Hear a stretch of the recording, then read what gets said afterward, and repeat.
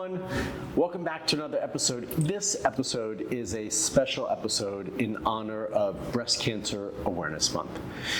Anytime we start talking about cancer or breast cancer, in our world, we start thinking about fertility preservation. So that is really going to be the topic that we're going to be talking about today, which is fertility preservation in the light of breast cancer. And for that, I have my special guest, Dion, here, as always, to join me and enlighten all of you about the details that you need to be mindful of as you are potentially considering, or maybe you're not considering, but you should be considering fertility preservation. So thanks so much for being here, Dion. My pleasure to be here. And this is such an important topic, and I'm really happy to have the opportunity to be here. Yeah. This is something that comes up, unfortunately, frequently. And, you know, in our world of fertility, it's not always happy moments. And one of the more difficult times that we have to counsel couples and help them make these important decisions is around fertility preservation and cancer. Why is fertility preservation or preserving your fertility so important, especially in a situation like this? Yeah, no, absolutely. This is why the education about it is so important, because it is very time sensitive.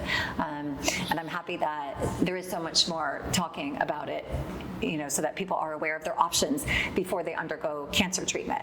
So it's just really important that both, you know, males and females know about the opportunity to preserve their fertility before they undergo treatment for cancer. You know, for men, of course, it's always easier. You know, they're able to freeze their sperm before. You know, but for women, they often have to think about going through an egg retrieval cycle and making sure that it's, you know, done quickly and appropriately given their diagnosis. You know, and getting those eggs frozen, hopefully before they have to undergo treatment, so that they may be able to come back later to use those eggs.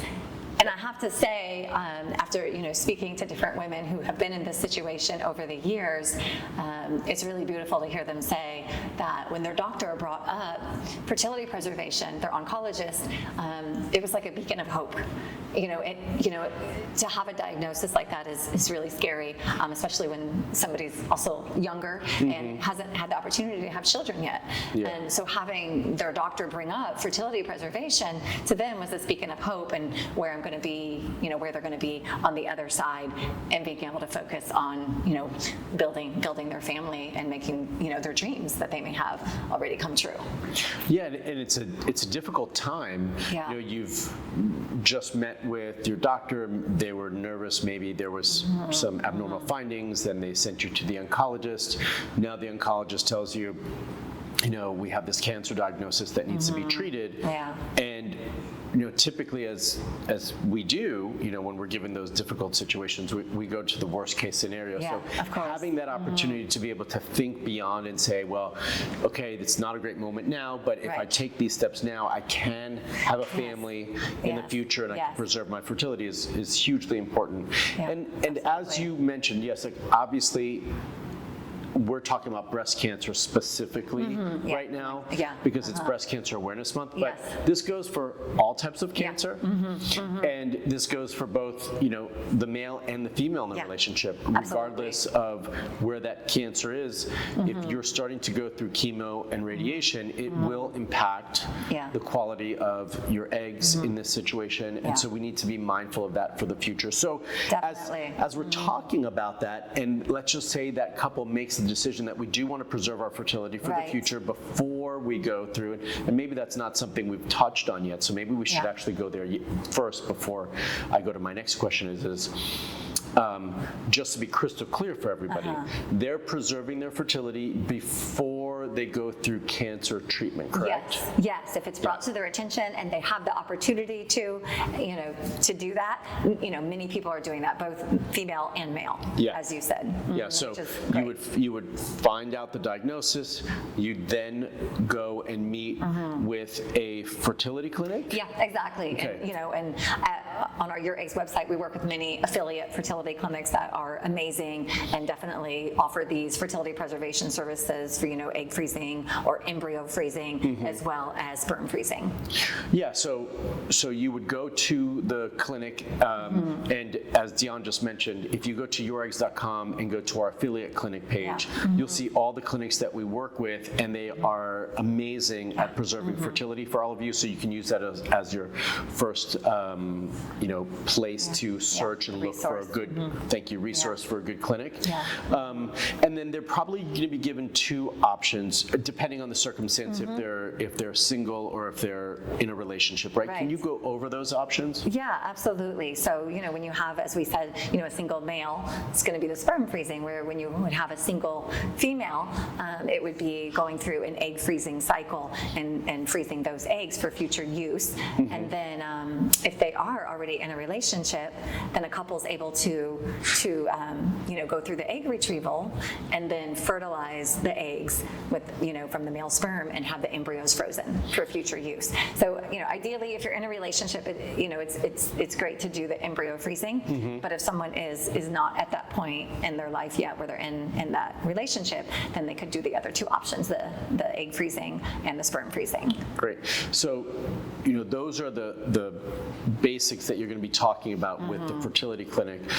Now, I know you shared with me that there have been moments at YourEggs where you've worked with couples who have gone through some cancer treatment, some, actually two scenarios you shared with me. One was that couple, they did not go through any fertility preservation methods previously. And then the other story you told me, and you can highlight this in just a moment, was that they did go through a treatment, and they preserved eggs, but it didn't work out. Can you kind of dive into that a little bit more? Of course. We have had the privilege to work with couples who have gone through fertility preservation, or a cancer diagnosis, and then thankfully, healthy on the other side and ready to build their families. So it's always an honor to work with these couples.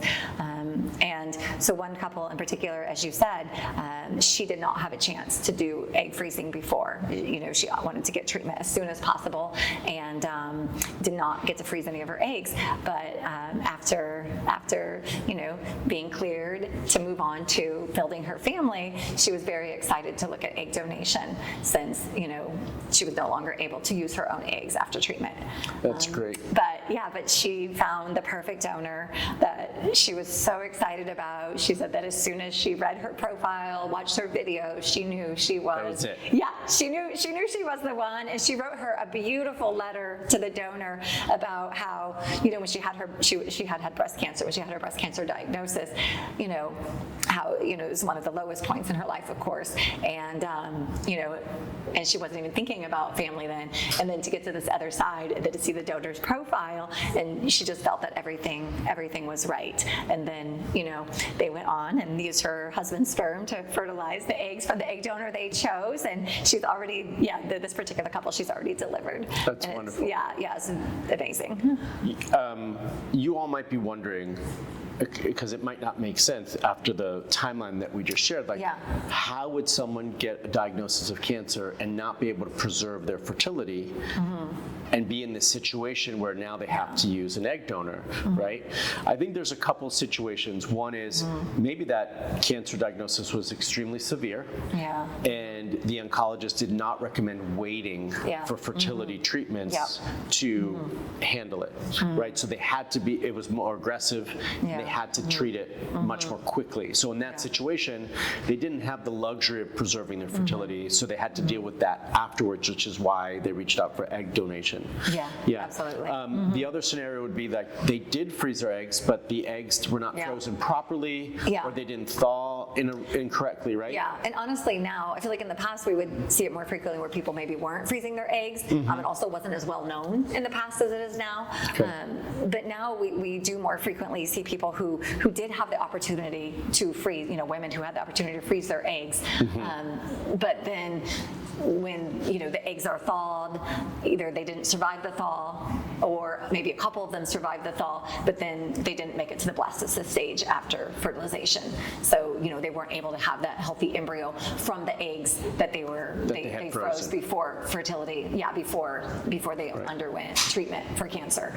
So then at that point, which of course that's a huge disappointment. Sure. And people have their own timeline but that happens. over it. That sort of Absolutely. situation does happen. So it's important to recognize that. Yeah. Yeah, absolutely. And then, so then that's why they started looking at egg donors, and and then similar to the other couple, were able to find the right donor and go on. And this particular couple, she was able to carry the baby as well, and and have that whole bonding period during the pregnancy that she had hoped that she would get to much earlier, and then she was there, and she is still pregnant right now, pretty far along. So amazing. Yeah, so it's amazing to to get to be a tiny part of watching these families' dreams come true, and them be able to build their families after going through such a difficult time in their life. Absolutely. One thing that I want to highlight, we already mentioned it before, but I'm going to mention it again. When we just talked about that situation of preserving your eggs before cancer treatment, and then having the unfortunate circumstance that the eggs weren't frozen properly, didn't thaw well, or couldn't fertilize, or whatever that circumstance. So much of that comes down to having the right fertility clinic to work with, and embryology lab to work with, which is why our affiliate clinics listed on our site is so important. It's such an important resource for all of you to start with, okay? Because we trust these clinics. We've worked with them and seen their successes. We're going to make that process easier for you. You don't have to do all the hard work of finding a clinic. You just head on over to our website, and you could start there by researching the clinics there and working with one of them. So it's going to make the process much easier for all of you. So I want to make sure that I highlight that. One of the last things I want to mention to all of you is that if you've been given this diagnosis, first and foremost, I want you to know that there is hope for you. And beyond the hope, we have to start to recognize that we have to make decisions sooner rather than later, and move forward with that process of selecting a good agency or clinic to work with to preserve your fertility and move forward in the fertility process. So I want to encourage all of you. I know that if you're watching this video, it might be a difficult time, but I want to tell you that there's hope on the other side, and the sooner you move forward with the process to preserve your fertility, the better off you're going to be in the future. So on that note, I want to thank you, Dion, for being here with me today, for talking about this such an important topic for all of you. And for those of you going through this difficult process of breast cancer, want you to know that our hearts are with you, our thoughts are with you, and our prayers are with you. We wish you all the best during your cancer treatment, but more importantly, on the road to recovery afterwards, to starting your family. So if you want more information on YourEggs, want to reach out to our affiliate clinics, head on over to YourEggs.com, and we'll be happy to support you.